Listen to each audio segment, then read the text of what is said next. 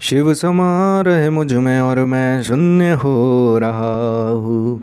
जय बोले दोस्तों, भोलेनाथ सबके साथ। तो गुरु भाई के 440 वोल्ट करंट अफेयर इस यूट्यूब चैनल में आप सभी का स्वागत है दोस्तों। तो दोस्तों आज दिनांक 23 अगस्त 2022 के महत्वपूर्ण करंट अफेयर डिस्कस करेंगे। तो चलिए शुरू करते हैं गुरु भाई के शानदार जबरदस्त जिंदाबाद लाजवाब 23 अगस्त 2022 के महत्वपूर्ण करंट अफेयर्स दोस्तों।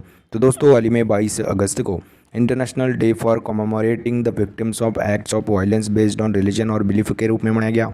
तो दोस्तों धर्म या विश्वास के आधार पर हिंसा के कृत्यों को पीड़ितों की स्मृति में अंतर्राष्ट्रीय दिवस के रूप में अपन ने 22 अगस्त को मनाया। तो दोस्तों यूनाइटेड नेशन हर साल 22 अगस्त को international day for commemorating the victims of acts of violence based on religion और बिलीफ के रूप में मनाया जाता है।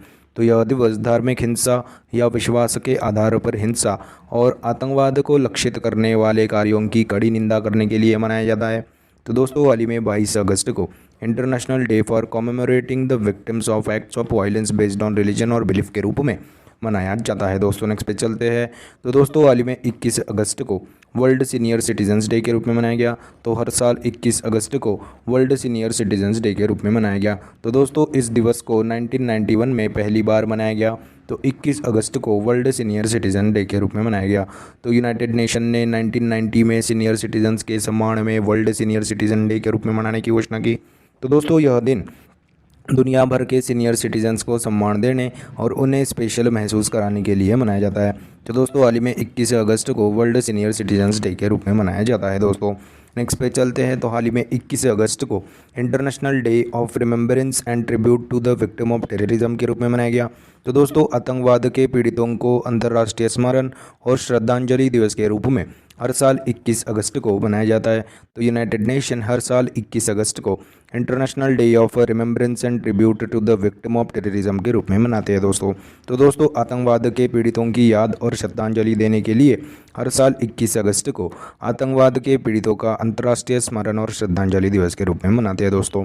तो दोस्तों दुनिया भर में आतंकवाद की वजह से जो लोग घायल हुए हैं या मौत का शिकार हुए लोगों को समर्थन और सहायता देने के लिए यह दिन हर साल यूनाइटेड नेशन द्वारा मनाया जाता है। तो दोस्तों हाल ही में 21 अगस्त को international day of remembrance and tribute to the victim of terrorism के रूप में मनाया जाता है। दोस्तों नेक्स्ट पे चलते हैं। तो हाल ही में हिंदुस्तान एरोनॉटिकल लिमिटेड ने मलेशिया में पहला मार्केटिंग ऑफिस खोलने की घोषणा की।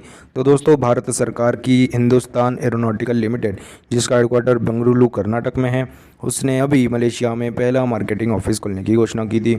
तो दोस्तों कुआलालंपुर मलेशिया में खोलेगा हिंदुस्तान एरोनॉटिकल लिमिटेड अपना पहला मार्केटिंग एंड सेल्स ऑफिस। तो दोस्तों पहला मार्केटिंग एंड सेल्स ऑफिस खोलेंगे मलेशिया कुआलालंपुर में। तो तेजस नामक लाइट कॉम्बैट एयरक्राफ्ट के एंटीसिपेशन के लिए यह ऑफिस मदद करेगा। तो रॉयल मलेशियन एयरफोर्स भारत के तेजस को fighter lead in trainer aircraft बनाना चाहती है। तो दोस्तों इसी के उपलक्ष्य में अभी हिंदुस्तान एरोनॉटिकल लिमिटेड ने कुआलालंपुर मलेशिया में पहला मार्केटिंग एंड सेल्स ऑफिस खोलने की घोषणा की। तो दोस्तों अक्टूबर 2021 में 18 flight fighter lead in trainer aircraft light combat aircraft Tejas खरीदने का टेंडर मलेशिया ने पास किया था। और दोस्तों उनके पास जो रशियन मेड SU-30S और ब्रिटिश हॉक ट्रेनर एयरक्राफ्ट का रिपेयरिंग और अपग्रेडिंग भी हिंदुस्तान एरोनॉटिकल लिमिटेड करवा के देगा। इसीलिए हाल ही में हिंदुस्तान एरोनॉटिकल लिमिटेड ने कुआलालंपुर मलेशिया में अपना पहला मार्केटिंग एंड सेल्स ऑफिस खोलने की घोषणा की है दोस्तों।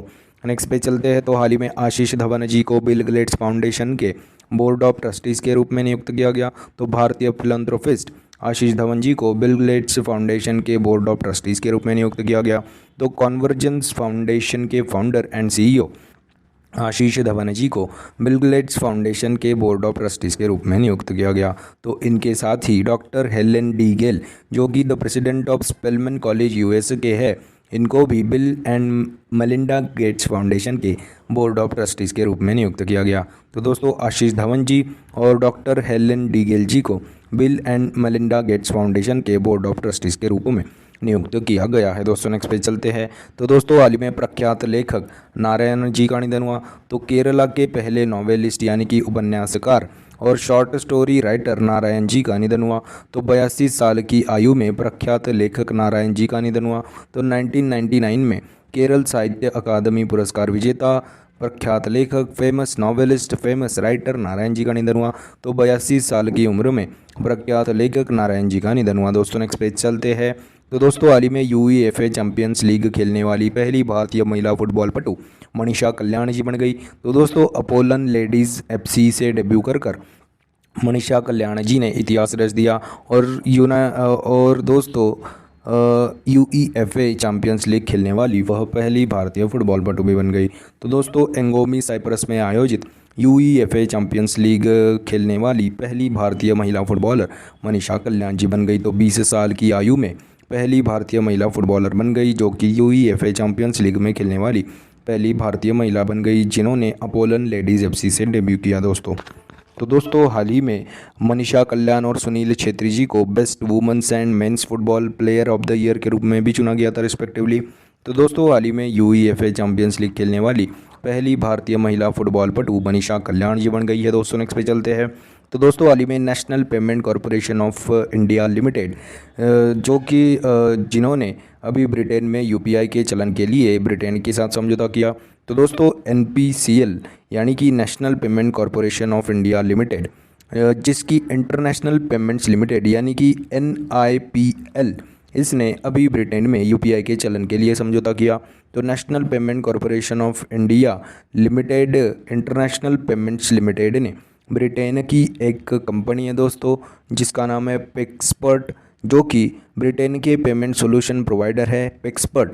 इनके साथ अभी national payment corporation of India limited international payments limited ने ब्रिटेन में यूपीआई के चलन के लिए समझौता किया। तो दोस्तों एनआईपीएल यह एनपीसीआई की पूर्ण स्वामित्व वाली कंपनी है जिसने यूपीआई यानी कि यूनिफाइड पेमेंट इंटरफेस और रुपे कार्ड को डेवलप किया गया। तो ब्रिटेन के पेमेंट सॉल्यूशन प्रोवाइडर पेक्सपर्ट के साथ एनपीसीआई ने समझौता किया। तो दोस्तों इस समझौते से यूनिफाइड पेमेंट इंटरफेस का इस्तेमाल ब्रिटेन के उन सभी स्टोर्स पर उपलब्ध होगा जहां पेक्सपर्ट के Android point of sale device लगे होंगे। तो दोस्तों हाल ही में national payment corporation of India limited international payments limited ने ब्रिटेन में यूनिफाइड पेमेंट इंटरफेस के चलन के लिए समझौता किया और यूपीआई स्कैनर के द्वारा पेमेंट्स कर सकेंगे दोस्तों। और दोस्तों अब पहले फेज़ में तो यूपीआई के स्कैनर के द्वारा ही भारतीय लोग वहाँ पे पेमेंट कर सकेंगे, बाद में फिर रुपे कार्ड वाले भी वहाँ पे पेमेंट कर सकेंगे ब्रिटेन में। तो दोस्तों हाल ही में national payment corporation of India limited international payment limited ने ब्रिटेन में यूपीआई के चलन के लिए ब्रिटेन के पेमेंट सॉल्यूशन प्रोवाइडर पेक्सपर्ट के साथ समझौता किया है दोस्तों। नेक्स्ट पे चलते हैं। तो दोस्तों हाल ही में भारतीय रेलवे की सबसे लंबी मालगाड़ी सुपर वजूकी का पहला ट्रायल सफलतापूर्वक कर लिया गया। तो दोस्तों आज़ादी के अमृत महोत्सव के उपलक्ष्य में भारतीय रेलवे की सबसे लंबी मालगाड़ी जिसका नाम सुपर वजूकी रखा गया है इसका पहला सफलतापूर्वक ट्रायल किया गया। तो दोस्तों साउथ ईस्टर्न रेलवे जोन द्वारा यह टेस्टिंग किया गया। 295 डिब्बों वाली 3.5 किलोमीटर लंबी सुपर वजूकी का पहला सफलतापूर्वक परीक्षण कर लिया दोस्तों। तो 15 अगस्त को आज़ादी के अमृत महोत्सव के दिन पे छत्तीसगढ़ के कोरबा से नागपुर के रांजनगांव के बीच में 27,000 टन कोयला लेकर सक्सेसफुली ट्रायल रन को पार कर लिया। तो दोस्तों हाल ही में भारतीय रेलवे की सबसे लंबी मालगाड़ी सुपर वजूकी का पहला सफलतापूर्वक ट्रायल किया गया। तो दोस्तों सुपर वजूकी यह 5 सामान्य मालगाड़ियों को मिलाकर सुपर वजूकी को तैयार किया गया है, डेवलप किया गया है। तो दोस्तों हाल ही में भारतीय रेलवे की सबसे लंबी मालगाड़ी सुपर वजूकी का पहला ट्रायल सफलतापूर्वक कर लिया गया है। नेक्स्ट पे चलते हैं। तो हाल ही में 17वां प्रवासी भारतीय दिवस जनवरी 2023 में इंदौर शहर में आयोजित किया जाएगा। तो दोस्तों मध्य प्रदेश के इंदौर में 17वां प्रवासी भारतीय दिवस जनवरी 2023 में मनाया जाएगा। तो दोस्तों हर साल 9 जनवरी को प्रवासी भारतीय दिवस के रूप में मनाते हैं। तो दोस्तों 9 जनवरी को ही क्यों मनाते हैं? तो 9 जनवरी 1915 को महात्मा गांधी जी साउथ अफ्रीका से भारत लौटे थे, इसीलिए 17वां प्रवासी भारतीय दिवस जनवरी 2023 में इंदौर शहर में आयोजित किया जाएगा दोस्तों। तो दोस्तों हाल ही में 17वां प्रवासी भारतीय दिवस जनवरी 2023 में 9 जनवरी 2023 को इंदौर शहर में आयोजित किया जाएगा। नेक्स्ट पे चलते हैं। तो हाल ही में बीबी माई स्टोरी नामक पुस्तक को इजराइल के पूर्व प्राइम मिनिस्टर बेंजामिन नेतन्याहू जी ने लिखी है। तो दोस्तों बेंजामिन जी की आत्मकथा है बीबी माई स्टोरी नामक पुस्तक, जो कि इजराइल के एक्स प्राइम मिनिस्टर थे बेंजामिन नेतन्याहू जी। तो दोस्तों हाल ही में बीबी माई स्टोरी नामक पुस्तक को इजराइल के पूर्व प्राइम मिनिस्टर बेंजामिन नेतन्याहू जी ने लिखी है दोस्तों। नेक्स्ट पे चलते हैं। तो दोस्तों हाल ही में राजेश वर्मा जी को प्रेसिडेंट द्रौपदी मुर्मू जी के सचिव के रूप में नियुक्त किया गया। तो दोस्तों हाल ही में सेक्रेटरी राजेश वर्मा जी को प्रेसिडेंट द्रौपदी मुर्मू जी के सचिव के रूप में नियुक्त किया गया है। तो दोस्तों कॉरपोरेट अफेयर्स के सेक्रेटरी राजेश वर्मा जी को अभी हमारी भारत की 15वीं प्रेसिडेंट द्रौपदी मुर्मू जी के सचिव के रूप में नियुक्त किया गया। और दोस्तों हाल ही में 14वें वाइस प्रेसिडेंट जगदीप धनखड़ जी को नियुक्त किया गया था। तो दोस्तों यह पहली भारतीय दलित राष्ट्रपति और दूसरी भारतीय महिला राष्ट्रपति चुनी गई थी दोस्तों हाल ही में। तो दोस्तों हाल ही में राजेश वर्मा जी को प्रेसिडेंट द्रौपदी मुर्मू जी के सचिव के रूप में नियुक्त किया गया है दोस्तों। तो दोस्तों यह थे 23 अगस्त 2022 के महत्वपूर्ण करंट अफेयर्स। दोस्तों आज अपन क्या पढ़े उसकी एक बार रिवीजन कर लेते हैं। तो दोस्तों हाल ही में 22 अगस्त को international day for commemorating the victims of acts of violence based on religion और बिलीफ के रूप में मनाया गया। हाल ही में 21 अगस्त को वर्ल्ड सीनियर सिटीजन्स डे के रूप में मनाया गया दोस्तों। और दोस्तों हाल ही में 21 अगस्त को international day of remembrance and tribute to the victim of terrorism के रूप में मनाया गया। हाल ही में हिंदुस्तान एरोनॉटिकल लिमिटेड ने मलेशिया में अपना पहला मार्केटिंग ऑफिस खोलने की घोषणा की। हाल ही में आशीष धवन जी को बिल गेट्स फाउंडेशन के बोर्ड ऑफ ट्रस्टीज के रूप में नियुक्त किया गया। हाल ही में प्रख्यात लेखक नारायण जी का निधन हुआ। हाल ही में UEFA चैंपियंस लीग खेलने वाली पहली भारतीय महिला फुटबॉलर मनीषा कल्याण जी बन गई। हाल ही में national payment corporation payments limited ने इंटरनेशनल पेमेंट्स लिमिटेड ने ब्रिटेन में UPI के चलन के लिए ब्रिटेन के पेमेंट सॉल्यूशन प्रोवाइडर पेक्सपर्ट के साथ समझौता किया। हाल ही में भारतीय रेलवे की सबसे लंबी मालगाड़ी सुपर वजुकी का पहला ट्रायल सफलतापूर्वक कर लिया गया। हाल ही में 17वां प्रवासी भारतीय दिवस जनवरी 2023 में इंदौर शहर में आयोजित किया जाएगा। हाल ही में बीबी माई स्टोरी नामक पुस्तक को इजराइल के पूर्व प्राइम मिनिस्टर बेंजामिन नेतन्याहू जी ने लिखी है। और दोस्तों हाल ही में राजेश वर्मा जी को प्रेसिडेंट द्रौपदी मुर्मू जी के सचिव के रूप में नियुक्त किया गया है दोस्तों। तो दोस्तों यह थे 23 अगस्त 2022 के महत्वपूर्ण करंट अफेयर्स। आशा करता हूँ आपको पसंद आए होंगे।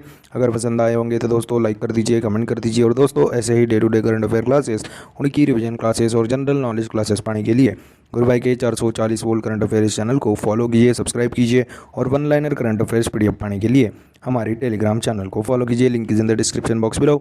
This is Guru Bhai signing off. जय शंकर महाराज दोस्तों, जय भोले।